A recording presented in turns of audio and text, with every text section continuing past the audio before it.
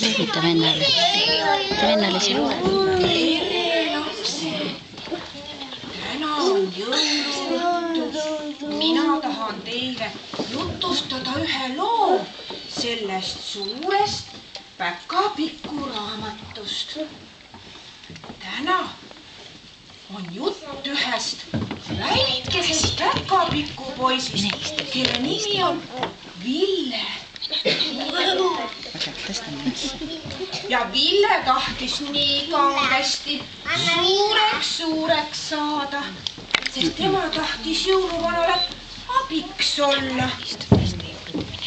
Aga kuulake, kaugel Põhjamaal, seal, kus elas jõuluvana, on üks küla, mille nimi on Päkapikula.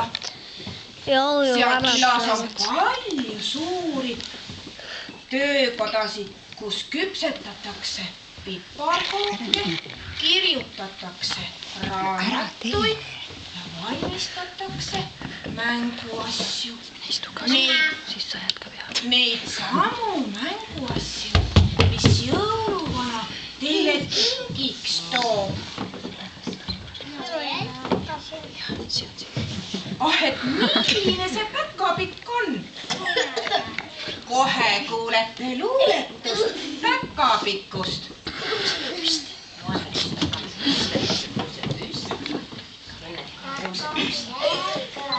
Päkapikk on väike mees, kõnnib tasa samba sees. Habe pehme, habe lai, tahas teha talle kai. Aga lapsed, kas päkapikk on tore olla? Laulame laulu, tore olla päkapikk.